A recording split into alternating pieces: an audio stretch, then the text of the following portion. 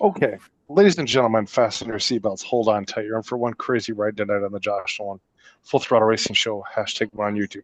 Tonight we have with us Owin Halpain from Tripain Racing. Welcome to the show, Owin. Thanks for having me. I'm glad to be here.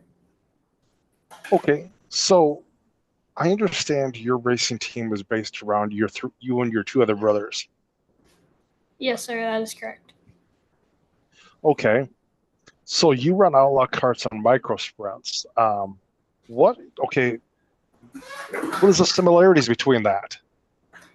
The similarities between that are mostly just racing on dirt, and you still kind of have the same driving style, especially between the outlaw cart I'm running now. But there are definitely a few differences. But they're pretty similar race cars.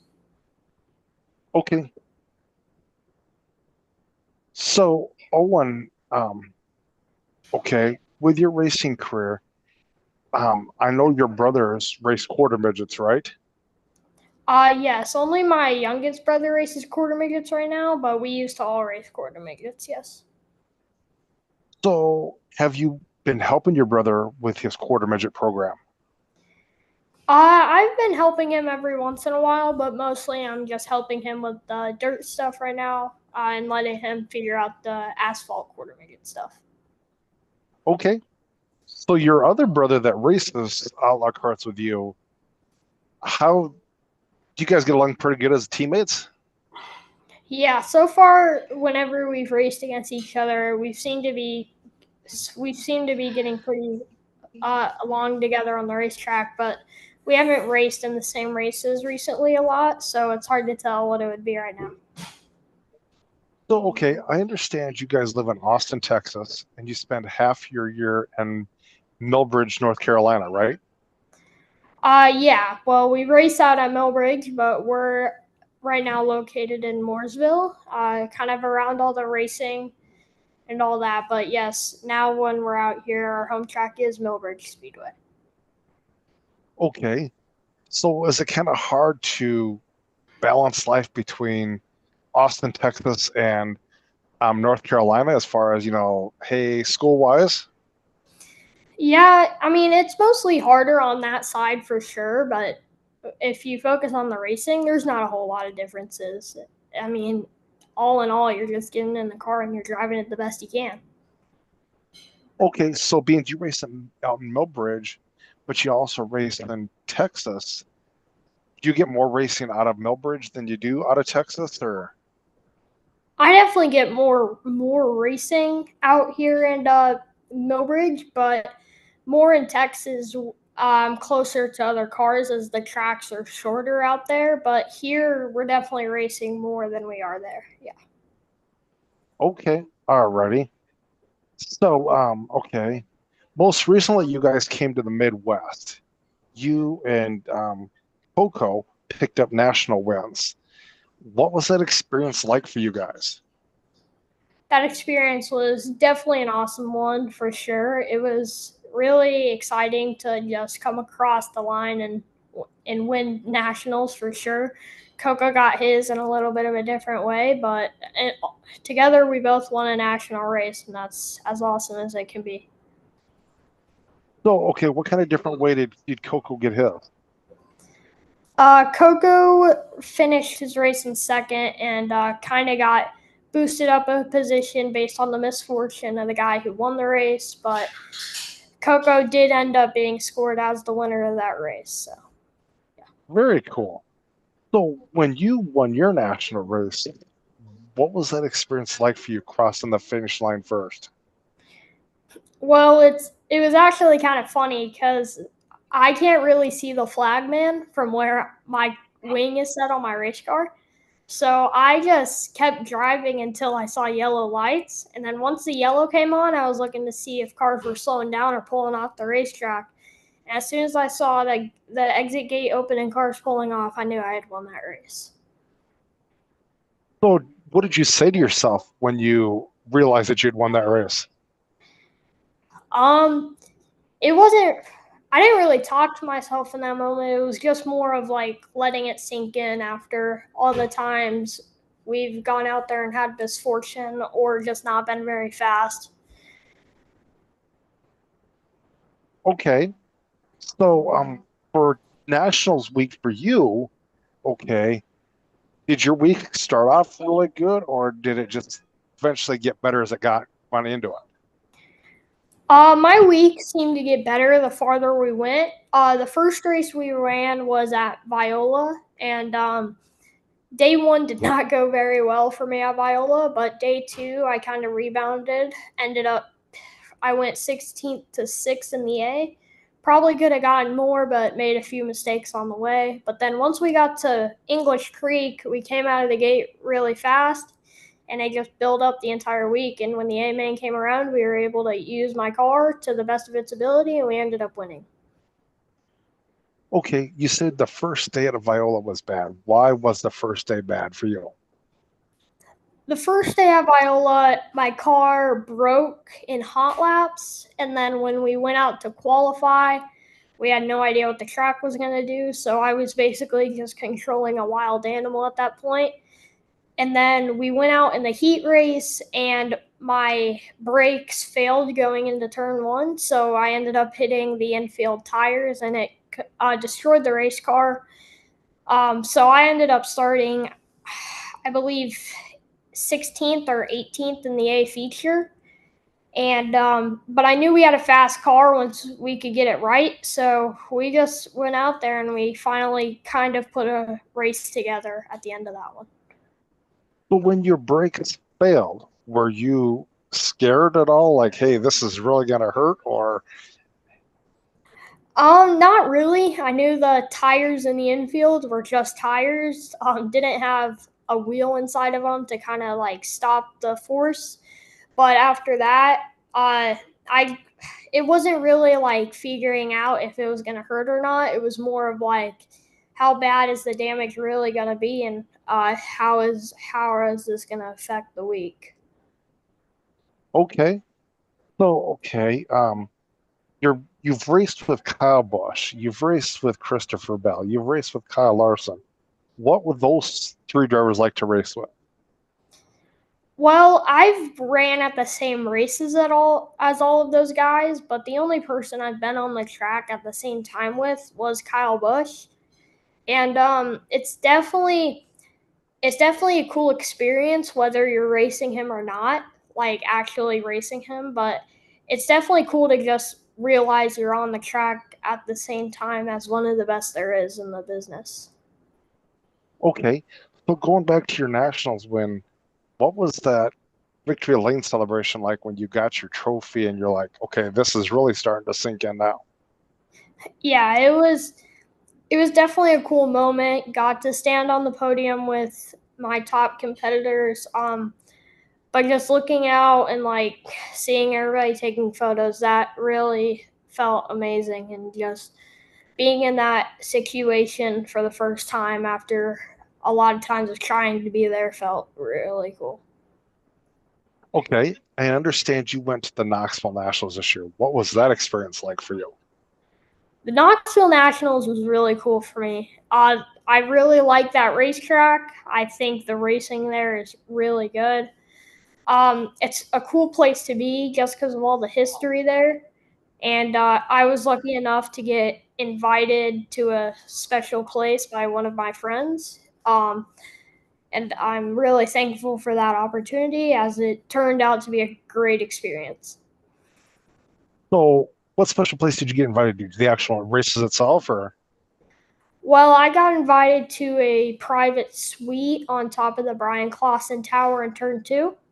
And it was really cool being in there because I got to meet a lot of people. I got to talk to a lot of big names. And best of all, I got to see a really cool point of view on the racetrack. Okay, all right. Did you get to meet a lot of drivers while you were there? Yeah, I did. I got to meet some sprint car drivers such as Tyler Courtney, Giovanni Selzy, and I got to meet NASCAR driver Ricky Stenhouse. So that was really cool for me.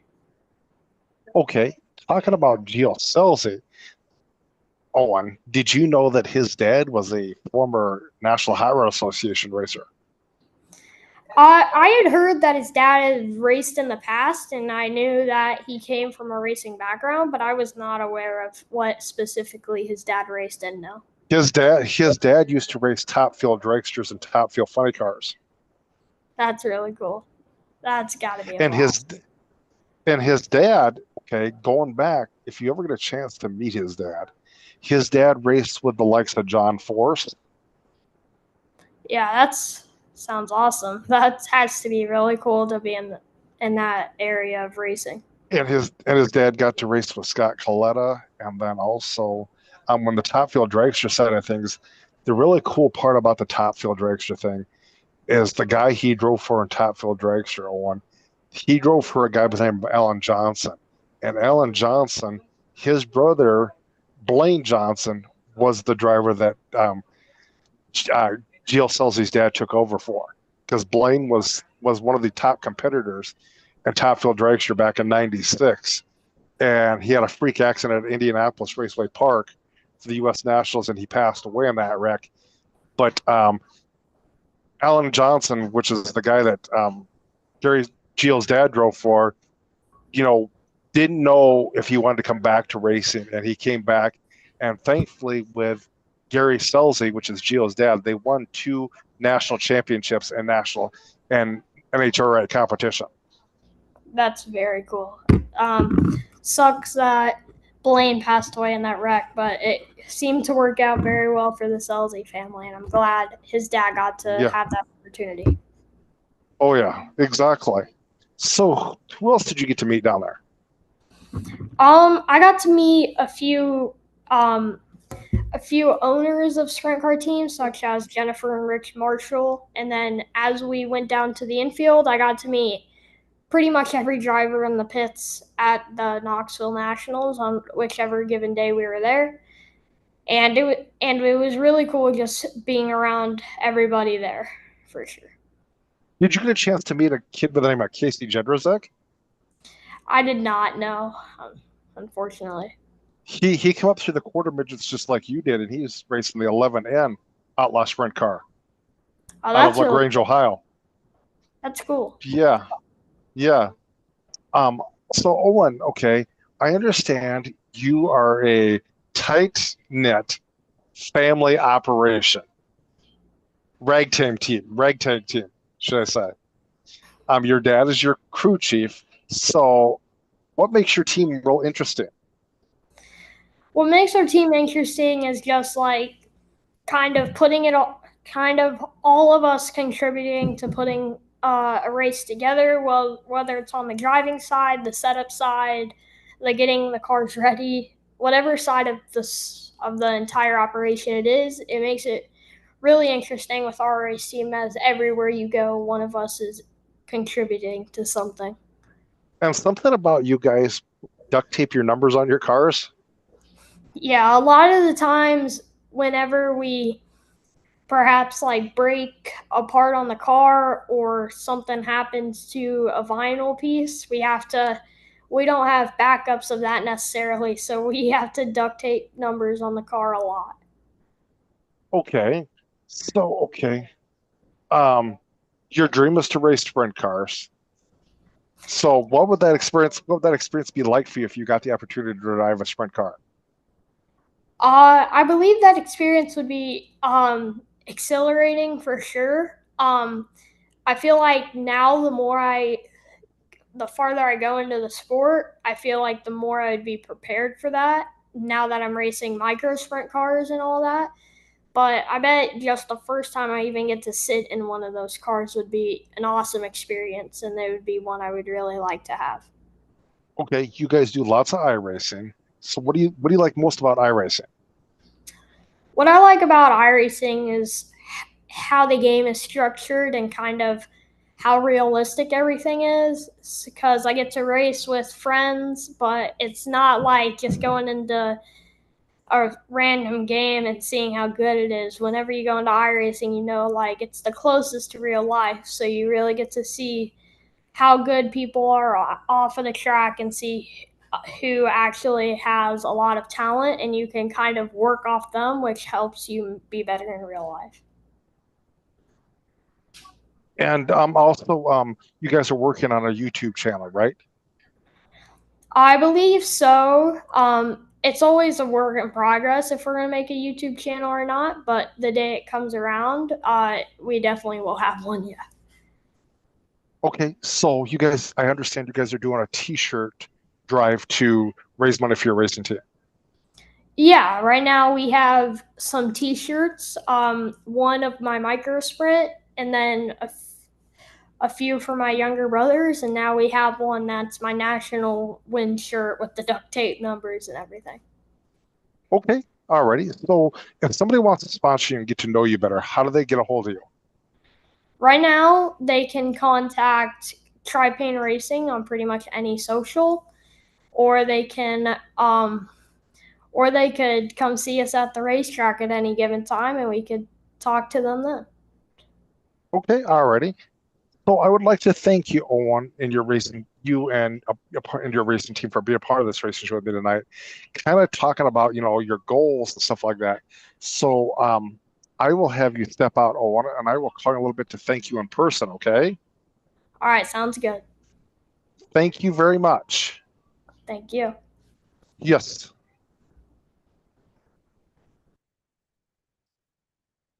That was Owen Halpain from Tripain Racing on our racing show tonight, ladies and gentlemen. So go hit up Tripain Racing on Facebook, and you can learn more about our guest tonight. He is a national champion. He just won that at English Creek this year, 2025. His brother Coco won his national championship at Viola this year. But like I said, go hit that racing page up because you'll find out a lot about our driver tonight. Um, but if you'd like to sponsor a racing show or be on a racing show, feel free to call us or text us at 712-209-738, or you can email us at jjnolan151@gmail.com. Have a good night, everybody.